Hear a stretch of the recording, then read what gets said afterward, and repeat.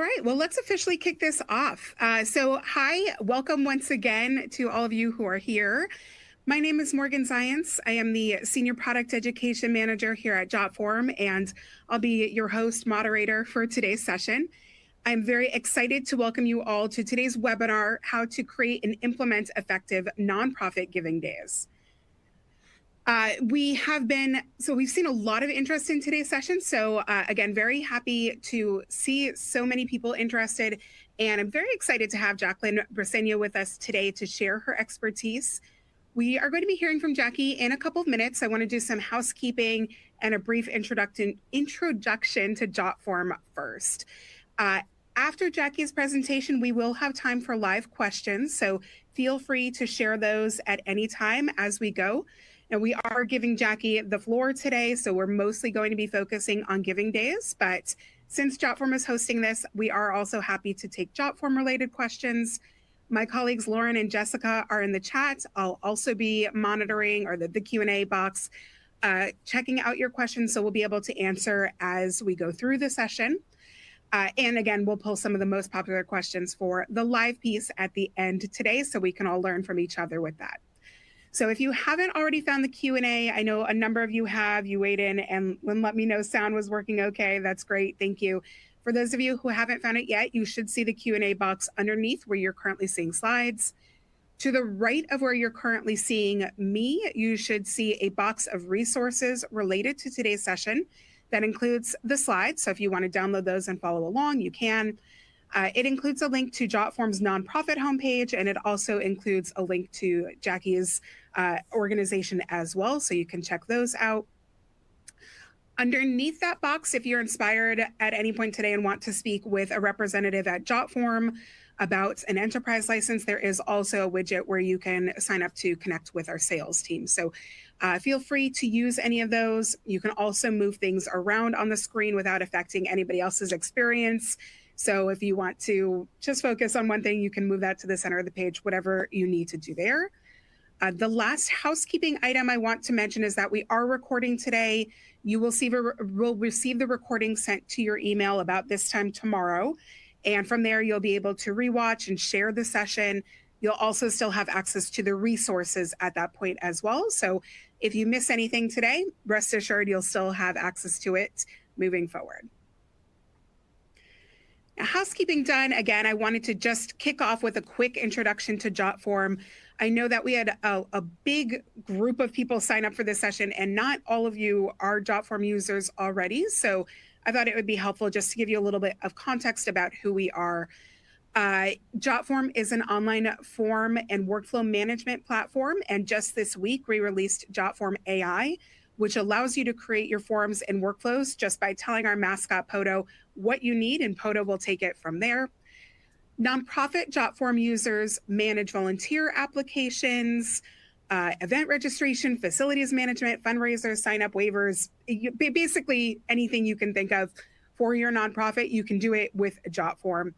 Our AI agents, which are a customer-facing AI feature, have also been incredibly helpful for nonprofits who want to provide 24/7 online supports, answer frequently asked questions about events, guide people through the donation process, and more. So we do have a good community of nonprofit users, and we try to do nonprofit education like today's session throughout the year. We will be having more sessions coming up over the next couple of months, so stay tuned to your emails for those. We do offer both single user and enterprise level accounts with a 50% discount on single user plans and a 30% discount on enterprise plans. Jackie is going to cover a lot of ground with her presentation today, and some of the things that she'll be talking about include volunteer management, fundraising, of course, and ongoing data management. So the last thing I want to say about Jotform is that if you are looking for a solution to streamline any of those processes or anything else, please do check us out at any time. Again, there is a link in the resources. It's just jotform.com/nonprofit. You can see more about how we support nonprofits there, and you can sign up for an account. You can also sign up for a free account there as well. There's no credit card needed for that. All of the products and features are available in free accounts, so you can get started today. And that is the end of my spiel. Last thing I need to do here is introduce Jackelyne Briseño, our presenter today. She is currently the Director of Digital Fundraising at Anera, a leading humanitarian organization delivering vital assistance and sustainable development to communities in Palestine, Lebanon, and Jordan. In this role, she spearheads multi-million-dollar digital campaigns that mobilize global support for refugees and vulnerable populations affected by conflict, displacement, and poverty. You can read more about Jackie's work in her bio, which I think is underneath where you're currently seeing me. But Jackie's work at Anera is just the most recent of an extensive nonprofit background that makes her uniquely qualified, I think, to lead a discussion today about Giving Days. So without further ado, I'm going to pass things over to Jackie. Jackie, thank you again so much for being here, and take it away. Awesome. Thanks so much, Morgan, for that great introduction. Super excited to be here and looking to share all things Giving Days. As Morgan mentioned, I've been leading Giving Days for about a decade now, so I feel like there's so much to share and so much to do. And I think year to year, Giving Days just become increasingly more inspirational and a really good tool for nonprofits to use. So we're going to go and get it started. I do think in any kind of webinar or presentation, it's important to share just a little bit about the organization that the presenter is from. And I think this just helps establish some kind of context, right? So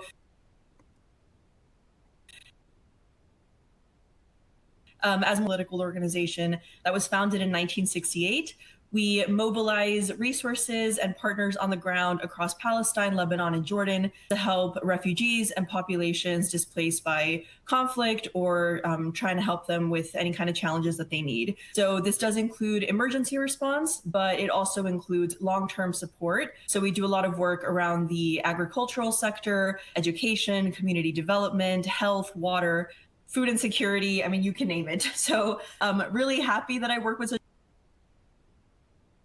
an incredible team, and again, really excited to share all things Giving Day.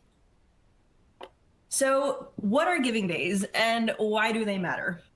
Essentially, Giving Days are concentrated, time-bound campaigns, usually 24 hours, but they could go beyond 24 hours, that primarily take place in a digital space. So think website, email, text messages, peer-to-peer, all things digital. I will talk about a little bit in the next slide, but it doesn't only have to be in digital, but for the most part, they do happen kind of in a digital space.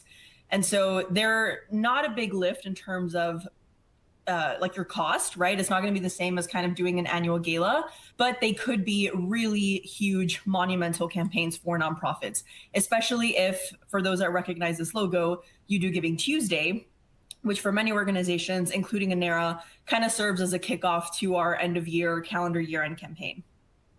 Some of the benefits of hosting a Giving Day is obviously you're going to obtain critical funding for your organization and get new donors. But beyond that, it's also a great opportunity to acquire first-time donors and monthly donors.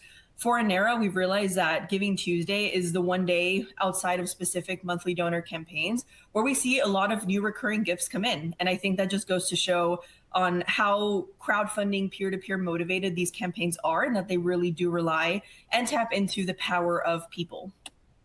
A few others that I think are personal favorites of mine and the benefits of hosting a Giving Day is there's a lot of brand awareness and increased visibility for your organization in that time period. Again, because it's in a digital space, you're having people share the campaign, send the link to family and friends. And so it's really going to give you a boost overall on just your organization and the kind of work that you do. And if we do our job right, the favorite thing about it is that regardless if a donor is in Singapore or the United States or Brazil, they're going to feel like they're part of something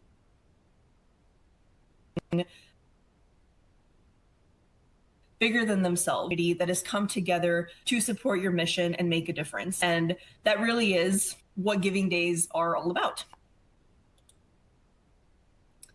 Now, jumping right in here, there's a few different strategies and kind of components to what I think help make a Giving Day successful. And one of those is that we start with segmentation. And I think any kind of effective communication starts with segmenting, because that's going to ensure that whatever message you're sending out is landing in front of the person that it was intended to land. And we know that the more personalized a message gets, the better it's going to result and yield conversion. So we've got a little poll here for you guys. I will pass it on over to Morgan to kind of take the lead here, but I'm just very curious if you guys segment your audience and what does that look like? So Morgan, handing it off over to you. Great. Yeah, thank you, Jackie. So yes, the poll is launched. Feel free to choose your response here. Do you segment your audience all of the time, most of the time, barely, or sometimes, or never? And we will give you all a minute or so to think about that and respond to those. And I do see some responses come in. Great. Thank you. I'm getting, okay.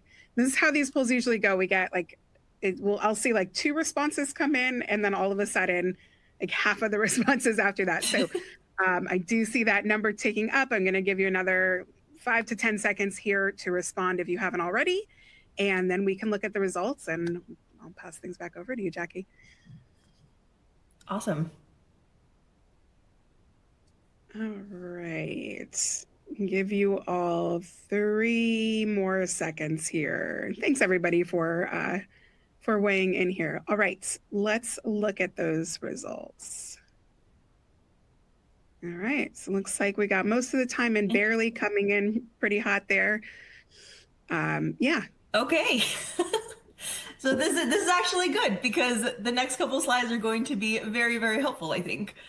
Yeah, great. Awesome. Morgan, am I good to take it? Okay, perfect. Yes. So yep. Yeah, really interesting. So about half of everybody here is kind of doing it, not really. And so again, I think these next couple of slides are going to be hopefully really informative and kind of help guide how you could do that more. Again, we see a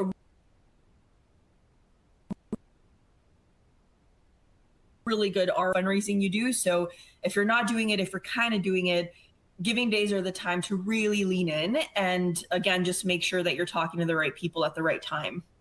So there's many different ways that you can go about segmenting. You can segment based off donor behavior, engagement level, communication preferences, or if your organization is global like Anera and you work in multiple countries or across different sectors, you could even segment based off of location or what those sectors are and what the donor has expressed interest in. The most common segments is usually by donor behavior, because that kind of is the biggest indicator of what a person is interested in, how they're behaving, and it's just kind of guided through a donor's journey and interaction with your organization. So within that segment, things you could group them by is if they're a monthly donor. These are a really good group. They're foundational to any nonprofit. And so you definitely want to make sure that they feel seen and heard and appreciated, and that they're getting their own segment. So it serves as a different touch point. But also if it's an appeal, you can recognize that, you know, we already know you're a monthly donor, you do so much. Here's another opportunity to give on this day, and here's why. Obviously, your active donors for us, that's the last 12 months. So pretty simple there. And then we usually have 2 different lapsed. So we'll have lapsed donors. This can depend. It doesn't just mean gave last year, but not this year. You could push it back to up to 2 years or 3 years, depending on your structure and kind of what works giving day. You definitely want to, at least in the beginning, do a gentle kickoff and segment for any donors that gave to the campaign last year. So that's a really good group to start with, because they know about the giving day, they know about your organization, they were motivated enough to make that gift last year, and they'll likely be motivated enough to do it again this year. So that's a group you definitely want to pay attention to. And then of course, your non-donors, you're always going to have that general appeal, general segment going out. Again, the idea here is that the more personalized the message, the better. And this doesn't need to be a completely different version of, let's say in this case, 5 different segments and 5 different emails. You really want to think about where are those key moments in an email that could make small little tweaks, but make a really big difference. So think about maybe your in-text call to action, your donate button, maybe even your subject line, or your intro or your outro paragraph. And a little example of what that looks like. This is literally a screenshot from one of our appeals that we had for a campaign recently. And that first screenshot is for our monthly donor segment. And I'll read through it in a sec. That second screenshot right under it is for our lapsed donors. And so again, small little tweaks.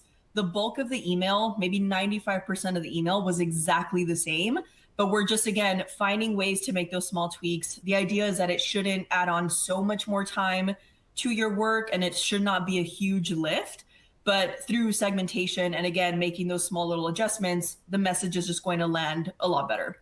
So I'll quickly read through this here. That first example is going to all of our monthly donors, and it says, first name, your monthly donation already does so much for families year round. Can we count on you to make an additional one-time donation today? All gifts will be doubled, and there's a match. A few things here. One, for us, and I think just in general, it's really important to acknowledge that a monthly donor is a monthly donor and that they already have an impact. And so you want to check that off right from the get-go. We also do it in the intro paragraph, but at least for us, it's really important that we acknowledge that. And when we're asking them to make a donation, we're saying additional one time. So again, just a subtle acknowledgement that you're a monthly donor, you mean a lot to us, thank you so much. Here's an opportunity to do something more, and your gift will be matched. For lapsed donors, that looks a little different. You can see that this was fleshed out a little bit more. There's a little bit of a different strategy here for lapsed donors. They sometimes need a little bit more convincing. And so we start with first name. Every dollar makes a difference, whether that's feeding a family in Gaza, providing Palestinians with medical care in Jordan, or distributing food vouchers to the most vulnerable. Please consider renewing your commitment to families facing hardship by donating, insert custom giving amount, or more today. All donations will be doubled, and then we talk about the match a little bit. So a few things here that, again, is a little bit different is we're really trying to flesh out why that gift matters. Why is it important right now? And again, we're saying things like renew your commitment, because they were committed at one point. They did choose to give at some point. They just haven't done it recently, or in the last 12 months in this case. And so we want to acknowledge that they've been part of the community and that they did decide to support. And we're hoping that through this appeal, they renew that support. This took, by the way, I think the first time you do it might take a little bit, but it quite literally takes us maybe less than 2 minutes to do, and just quickly tweak little pieces of it. Maybe we're tweaking about 3 different things in an email, and it's going to 4 or 5 different audience members, like audience groups. And so the idea is maybe you're spending 5 to 7 minutes doing this, but again, really big difference in ROI, really big difference in conversion rates and open rates. And you can do this beyond just email. You could also do it over text, but my example is just for email now. But if anybody has questions about this, I'm super happy to answer towards the end of the presentation here. Another really fun strategy that I think is a really cool implementation technique are gamifying strategies. And so these are really used to create a sense of urgency, build community, and generate momentum. The average human attention span is less than a goldfish. And so you have a really limited window of opportunity to get someone's attention and have them give in that moment. You want it to be urgent. You want it to be quick. You do not want it to be something that they're going to see and think, oh, I could do this later. And so, especially if the campaign's only lasting 24 hours, right? Like, it is time urgent that they give in that moment when they're seeing that appeal. And so gamifying strategies are a really good way to kind of gamify it, right? And kind of make it feel more interactive, more exciting, and just generate that momentum. There are a ton of different gamifying techniques that you can use. Some of my favorites I'll go through starting now. So the first is progress bar, and you can't see it here, but that technically up on the left in that little image, it is a GIF. And so the progress bar of the $100,000 match that we at that point had met 43,000 of it. And so we had a little orange, which is our branding color, kind of go through that little piece there and fill up to like maybe 50% of it. And it just kind of, again, visually like, wait, what is that? And so it's a really great way to track matches, revenue, donor count, but also a really great way to track impact. So let's say you work for an organization that helps animals. You could do a progress bar with the number of animals that you've saved during that campaign, or maybe you're an environmental organization. Okay, the number of trees or acres that we've helped save or preserve. And so it doesn't always have to be numbers. It could definitely be impact. Another one is giving challenges. These are also really, really fun because the idea is, and it kind of taps into the psychological of it.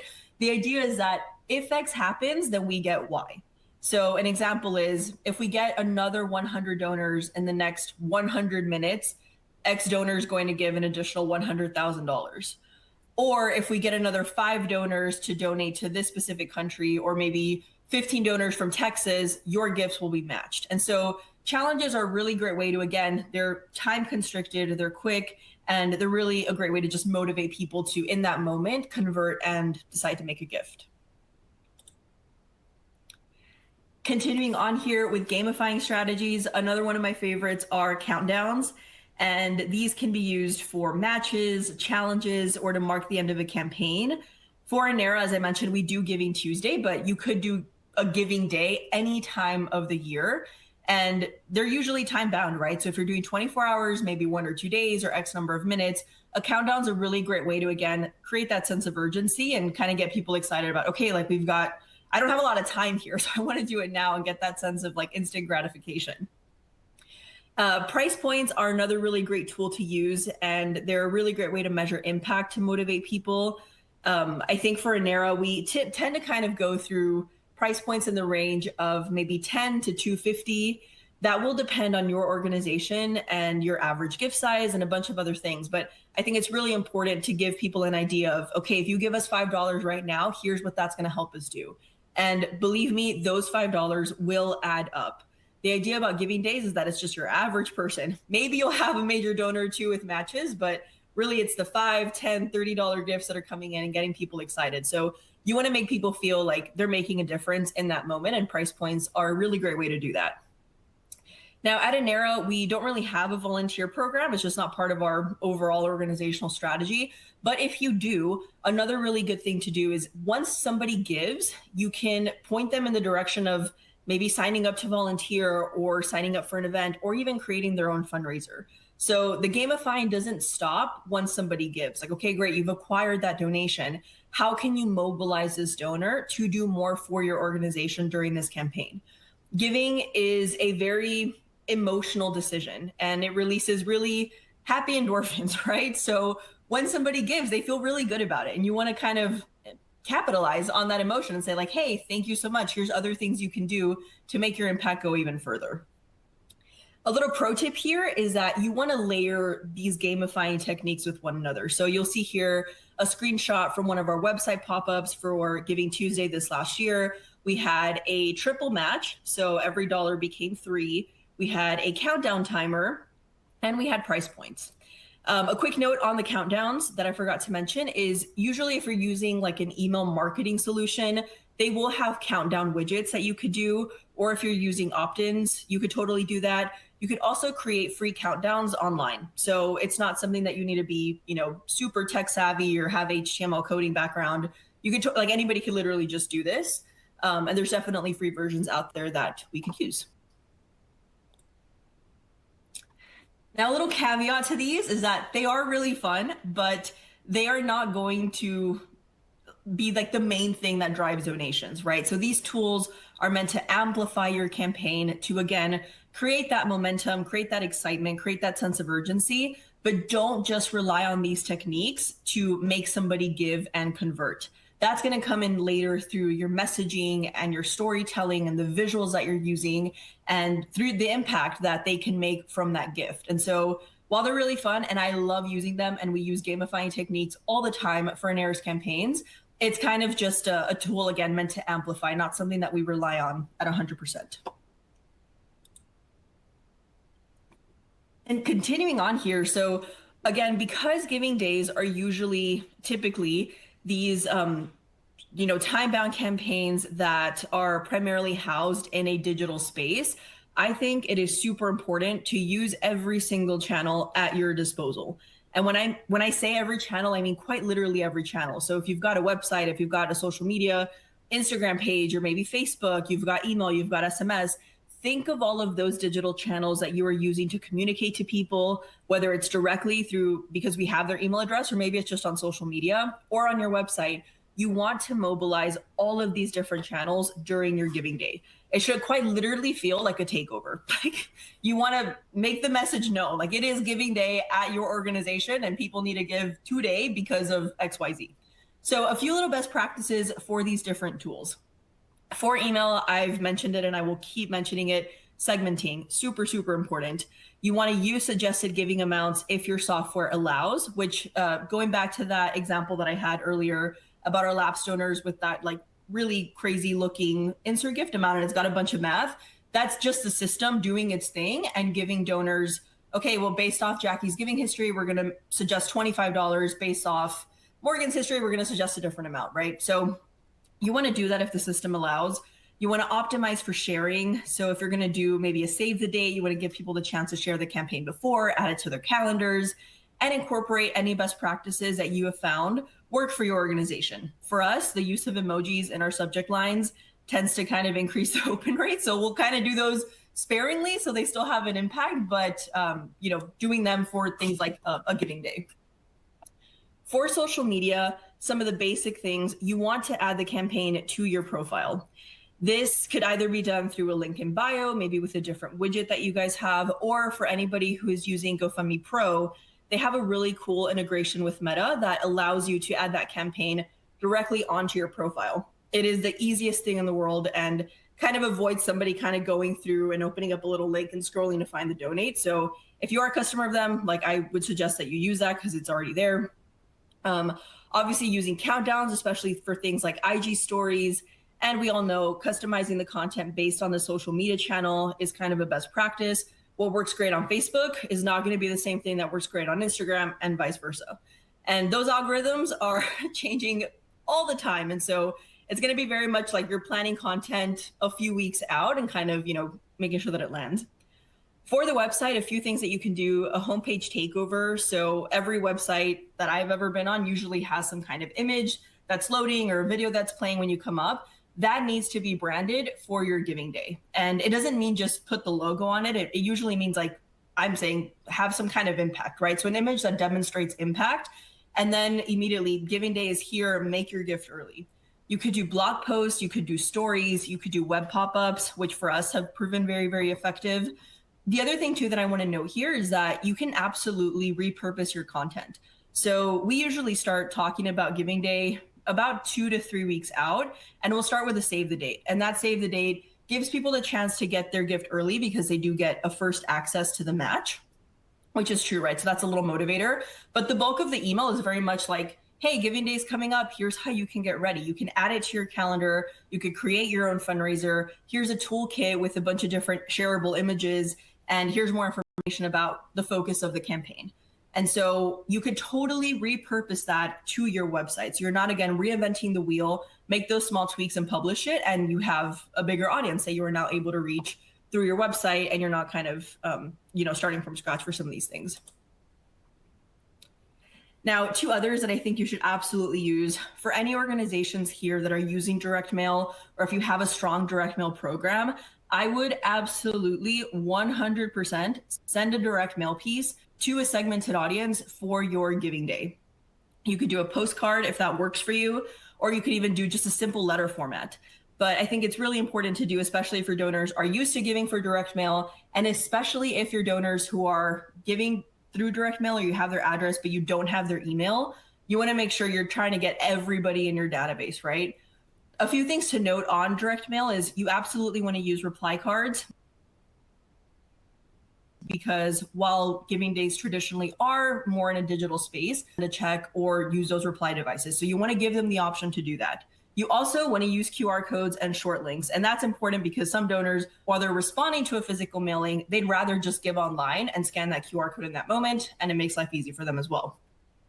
A quick note on direct mail, though, is that you want to think about your arrival date. So let's say your giving day is on maybe December 3rd, right? Which that's what it landed on last year. You want your arrival date for your direct mail piece to hit mailboxes at least a week and a half, if not 2 weeks before the day of your giving day. And the reason why is because they can take 1 or 2 days to look at their mail, to open their mail, to then read their mail. And while yes, some may give and scan that QR code so you get those gifts right away, others are just going to send you a check, and you want to allow enough time for that check to come in and get processed either during your giving day or maybe 1 or 2 days before. And that's really important because it gives you a really clear idea and a really updated real-time picture of how much funds you're raising and what that revenue looks like. Now for SMS and MMS, some best practices here is gifts tend to really work really well for us. Any kind of impact image. And so if you're showing somebody delivering meals or you're showing an animal being saved, that's really going to be visually impactful. Use text to give if you have that, use emojis, and also think about your send times. And if you can, segment your audience. Now, another thing that I think our social media guru, Michelle, is really, really good at Anera is leveraging our relationship with influencers. So there's two examples here that I'll talk about in a little bit, but all in all, I think it kind of blends a little bit of like major gift, but also just, creating that relationship with an organization.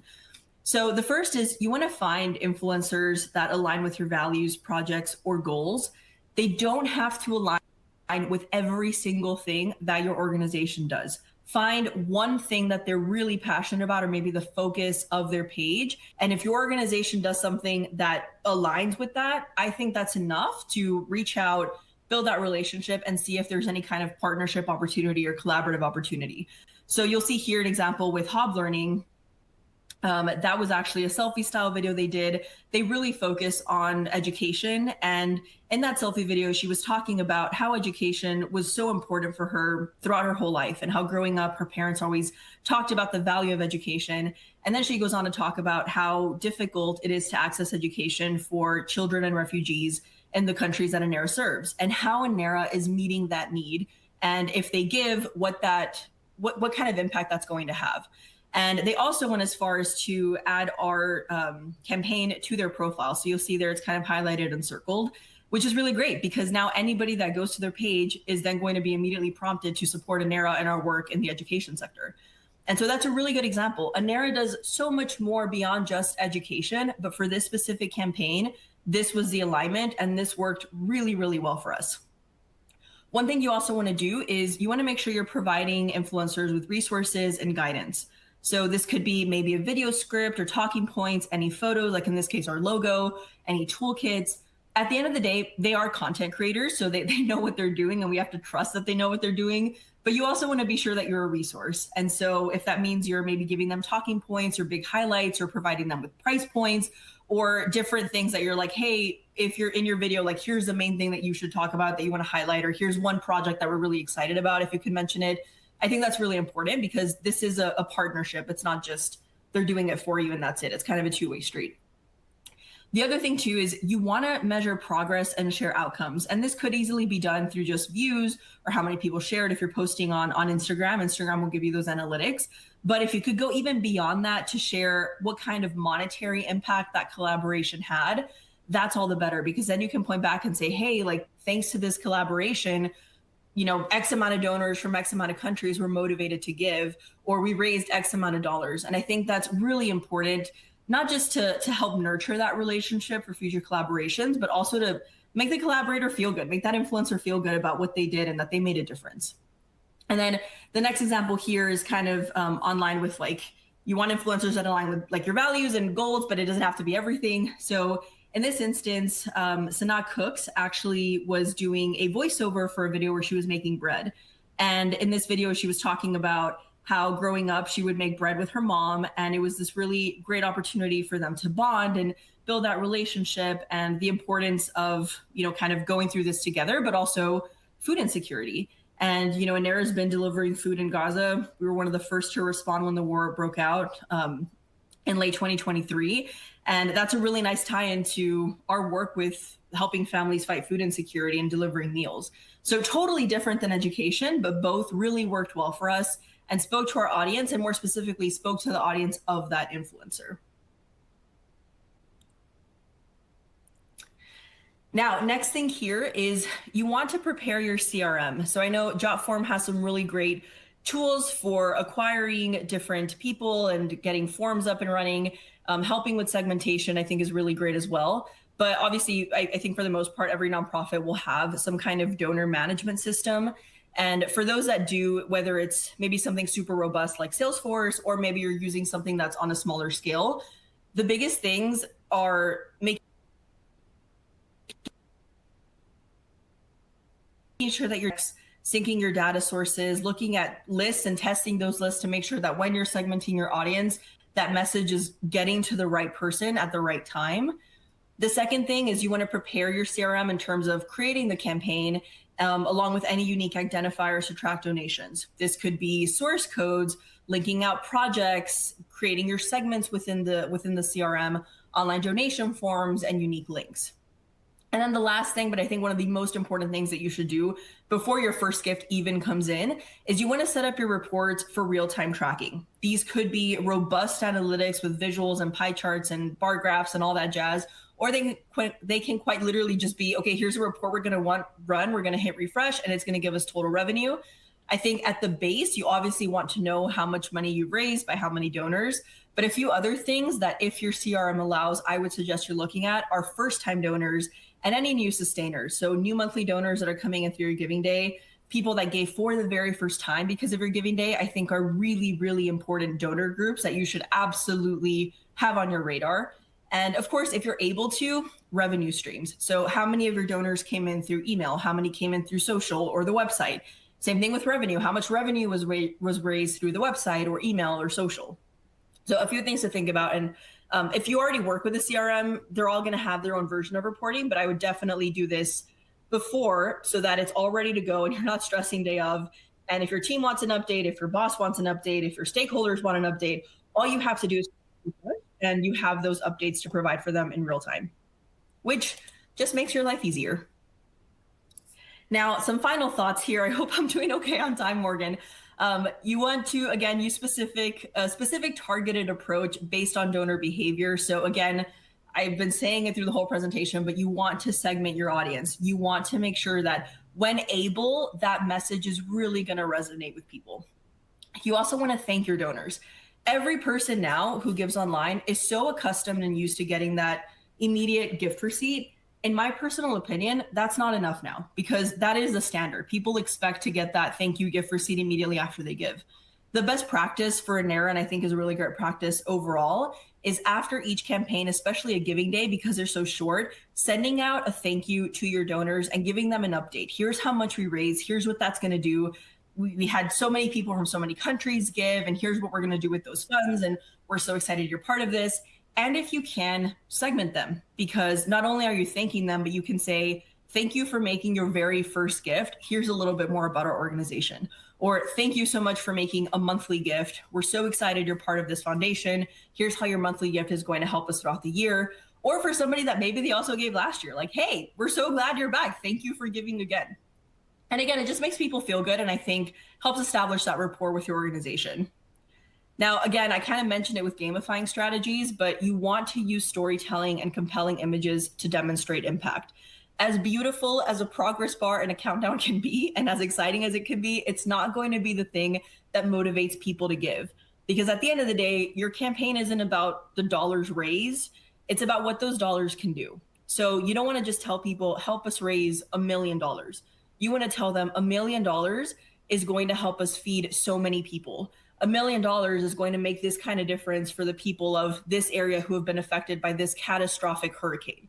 You want to be very, very specific about the reason why versus just telling them, hey, we're trying to raise X amount of money, please give. Like that's not going to be as motivating. So you want to use storytelling, you want to use images, you want to use visual impact and make people feel good. And I promise you that it will work.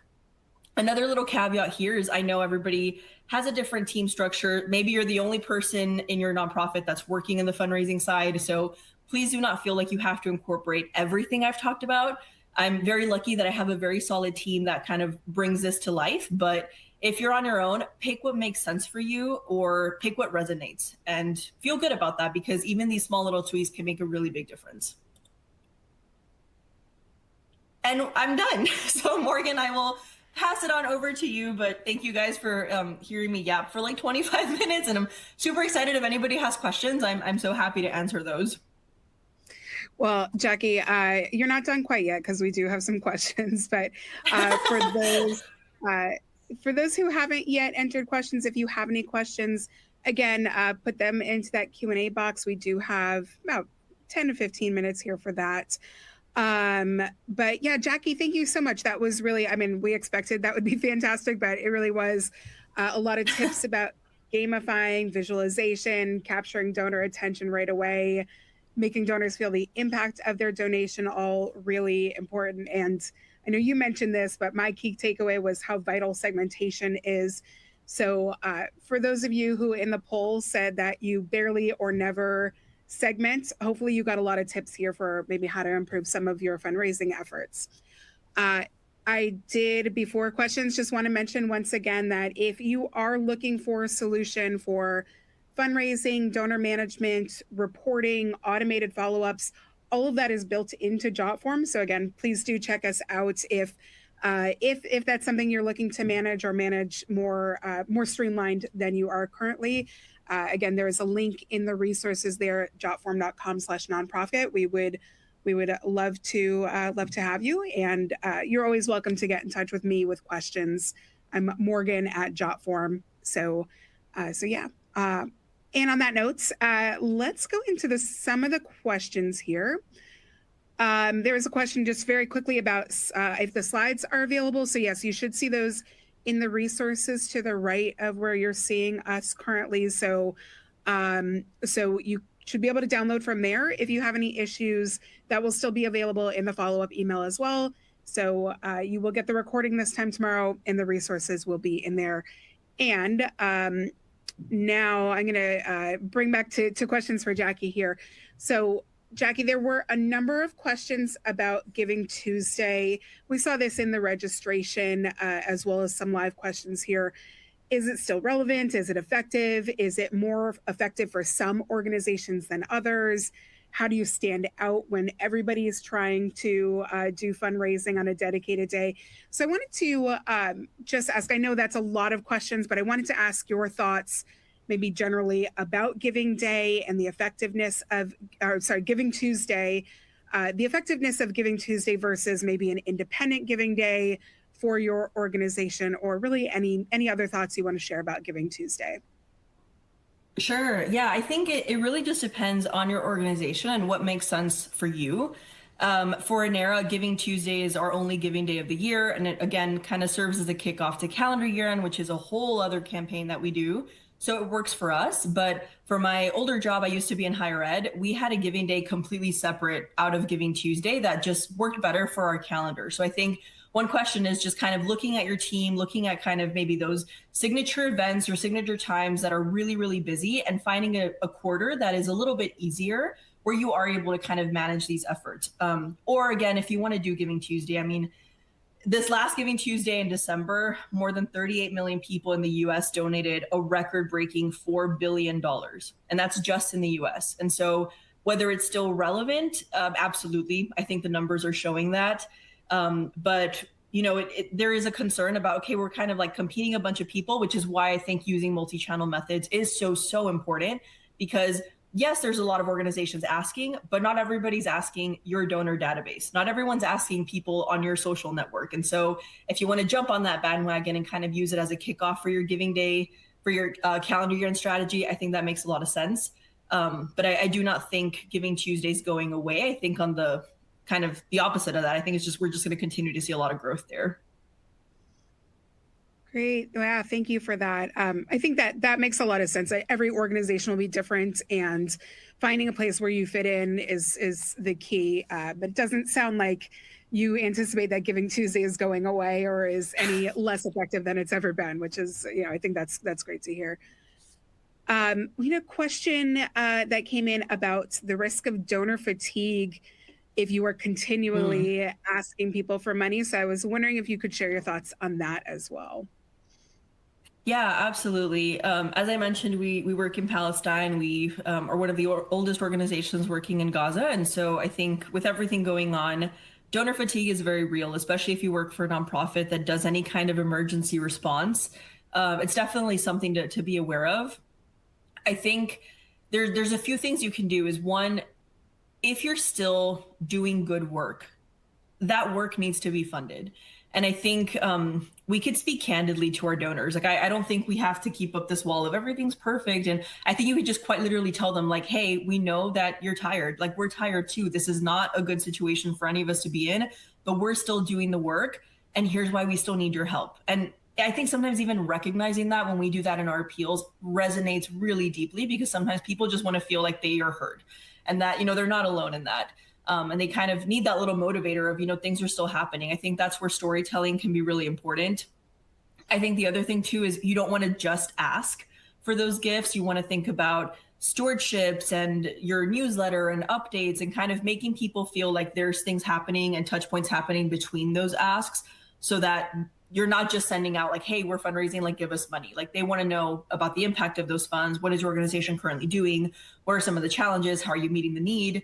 Like all that thing, I think, happens in between ask number 1 and ask number 2. So it's definitely just overall, just communicationally, something that you should be thinking about to kind of combat that. But totally real. I mean, we're in that fight too, and you are not alone. Yeah. Yeah, I've heard that from other, again, we do webinars with nonprofits, once a month, once every other month. I think I've heard that from other nonprofits as well. Especially the last piece is that make sure that the only communication, they're not just getting fundraising requests from you. You're also keeping them updated, letting them know how their donations matter and the impact that your organization is having. I think that makes a very big difference as well. So yeah, thank you. That was, I think, a good summary of your whole session just in that answer there. Yeah. The next question here is, do you have recommendations for organizations that still use snail mail and email only due to older donor base and organizational staff? And I know you talked a little bit about like direct mailing and snail mail, but yeah, any thoughts you can share on that? Yeah, I think that's actually kind of a strength. I feel like if your organization and your donor base is kind of already used to getting those direct mail pieces and being communicated with through email and direct mail, those are really big, strong revenue streams, even for Anera that's doing a lot of like website and social. And our direct mail program continues to grow year to year. So I do not think direct mail is dead, contrary to what some other people might believe. And so, especially if you have a solid program where that's where donors are kind of used to hearing from you, I would absolutely, if you're thinking about a Giving Day or even Giving Tuesday, I would absolutely pair your email appeals with a direct mail piece.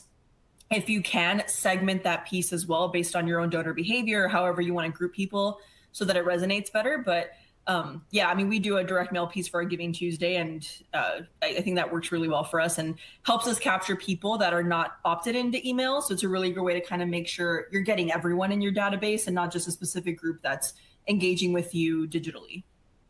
Yeah. I had a follow-up question as you were talking there. Do you have any tips for, I mean, it sounds like, you're certainly not recommending moving away from that. And there still is a lot of success. I know I get direct mail from organizations that I've supported. Do you have any tips for organizations that are looking to maybe like a first step into getting more digital engagement as well, or any advice you'd offer there? Yeah, I would think you definitely want to maybe start with an opt-in type of campaign. We had a really good idea that somebody at Anera brought up, and it never really came to fruition because then the war happened and we just got really busy with other stuff. But they had a really good idea about sending out a direct mail piece that was a letter, but only a part of the letter showed up. And so it was like intentionally cut off. And then the bottom of that just said missing content, like sign up. And here's like a link to get your email and SMS. And so I think you can get a little fun with that. But that's definitely where I would start, is think about lead generation and, kind of get people that are on your direct mail campaigns already, get them into digital. And, you could do a lot of different things. You could do maybe sign a petition. That's a really good way to get lead generation, maybe to support or share a separate campaign. Or if you want to just, hey, sign up and we're going to send you a postcard or a little goodie, if that's something the organization can do. I think there's a ton of different ways to do that, but I would definitely start with some kind of like opt-in campaign for email if that's all you do, or if you're doing email and SMS, get one form that does both, and kind of make sure you're also targeting them digitally as well. Yeah, great. I'll just put in another little plug for Jotform. If you're looking for a way to build your email list, we are a form building platform, so do feel free to check us out, and you can embed signups on your website. There are a number of different ways that you can share your forms with Jotform. So that is, again, we have free plans available, and that's, I think, a very good option for anybody who's looking to make that next step as far as getting more digital engagement. I wanted to mention, Jordan mentioned a comment about Giving Tuesday. They raised up over $1 million for Giving Tuesday in their community of 21,000 people. So Jordan, thanks for sharing that. I think that really goes to show that, Giving Tuesday is still very effective and very relevant to a lot of organizations. We have time for like one or two more questions. So I do have one more One more here, one or two. Yeah, a couple more that we'll see if we can get what we can get through. What is your advice about finding a major donor to provide the matching dollars for the campaign if the nonprofit isn't able to provide that on its own or is only able to provide part of that? Yeah, I love that question so much. So I guess just to clarify, like an individual major donor, right? You're not like a sponsorship would be the question, maybe. Yeah, they don't specify, but I think advice for either would be great. Sure. Yeah. Yep. So yeah, at Anera, we've got an incredible team of major gift officers. We call them the MER team, which stands for Make It Rain, which I love that so much. So our MER team, they're phenomenal, and they get a bunch of matches. They know that I'm going to be knocking on their door before every campaign, like, we need matches. And I think it serves as a really cool way to get those annual gifts too. You know, some of the matches is somebody's annual gift of, $15, $20, $30, $50,000. So if you are doing that, I would just kind of see where you can collaborate on those efforts if you already have a major gift team that is making those asks. If you've never done that and you're kind of starting off, and matches are really, really impactful, I 1000% agree. I would recommend that you reach out to your major gift officers several months in advance, like at least 3 months in advance. Because whereas my job on the digital world and digital fundraising, those gifts are kind of immediate. They have their own portfolio, their own timing, their own kind of ask, and it's a very different ballgame. And it takes some time to kind of steward someone, get them excited about something, and then get that gift turned in. So you want to give them as much time as possible to kind of look through their portfolio and see who would be a good fit, and then come back to you with a number of what they think would be reasonable. But 1000%, I think you could totally do that. And if you do any kind of workplace giving, like with double the donation, I think those are really good opportunities to get people excited. And on the individual donor side, get that gift matched if they work for a company that's eligible and does kind of a matching gift program. Or if you have corporate sponsorships, I think that's great too. Maybe your organization does work in a field that corporate sponsorships make a lot of sense.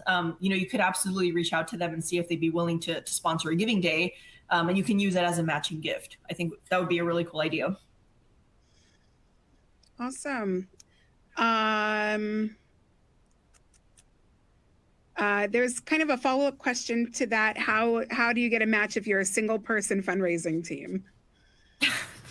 That's very hard. Oh my gosh, the only person I wish I could just give you a hug right now. That is, it's a tall ask for sure. I would think about, so maybe I'm kind of of the philosophy as every person, if you work for a nonprofit, regardless of your title, you are a fundraiser and you are a brand awareness person.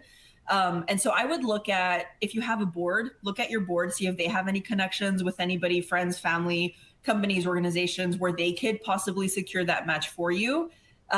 Or, assuming you don't have your own kind of little portfolio of people that could give, a significant match.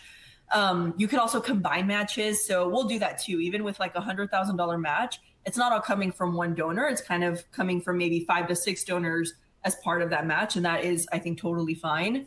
Or you could also look at maybe some of your executives, like your president, maybe your chief development officer, other people in the organization that maybe have that kind of social pool that would be able to open the door, at least, for those conversations for you to have with people. But definitely rely on the network. And again, just because you're the only fundraising person on your team doesn't mean fundraising is only your job. I think it's everyone's job if we work at a nonprofit. Yeah, great. Thank you. I know you've had that experience. I think you mentioned you've done so much fundraising over the years, and you've kind of done a lot of it by yourself. So I'm sure Katie appreciates your empathy there too. I think that any other questions I've seen, I think were covered by the presentation and other questions we've asked. Although I do see Elaine asked about a demo of Jotform in a future webinar. Elaine, I will follow up with you directly with some resources for you, but rest assured we absolutely will have additional Jotform webinars that focus more on the platform if you're interested in learning more.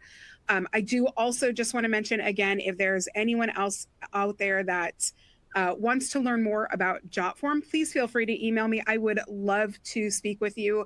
I'm Morgan, it's Morgan at Jotform. My email is also in any messages you've gotten about this webinar. So yeah, that is my job here, is to tell people about how to use the platform and to share resources. So please email me if you have any questions about Jotform. I can get you signed up for webinars. I can send you previous webinars. I can send you tutorials, anything you need. But really, at this point, I want to thank you again, Jackie, so much for everything you shared today. Really so thorough and inspiring. And, you know, I know we still have a lot of attendees on the line that have sat through the questions and answers here. So a lot of really, really great information. And hopefully everybody in the audience has plenty of ideas of how to move forward and make your next giving day more successful than ever before. So Jackie, again, thank you so much. And then also thank you everyone who's been on the line with us today. We appreciate your time here. Again, I hope it's been really useful. And I do, again, just want to mention that we have webinars. We try to do nonprofit webinars every month or two. I saw there was at least one person from a YMCA. We have a YMCA presenter coming up within the next few months. So stay tuned to your email for additional webinars from us. And again, feel free to reach out to me with any additional questions or if you'd like resources. And also Jackie's information is in the drop down. Again, I believe it's below where we are now, so you can reach out to her on LinkedIn from there as well. But yeah, thank you all for your time today, and hopefully we'll see you at a future event. And Jackie, thank you one more time for all of your for sharing everything you know. Thank you so much. This was fun. I love nerding out about all this stuff. So yeah, if anybody wants to reach out, ask follow-ups, I'm so happy to talk. Great. Well, thank you for making yourself available afterwards as well. All right, well, we will hopefully see you soon, and enjoy the rest of your days. Bye, everyone. Bye.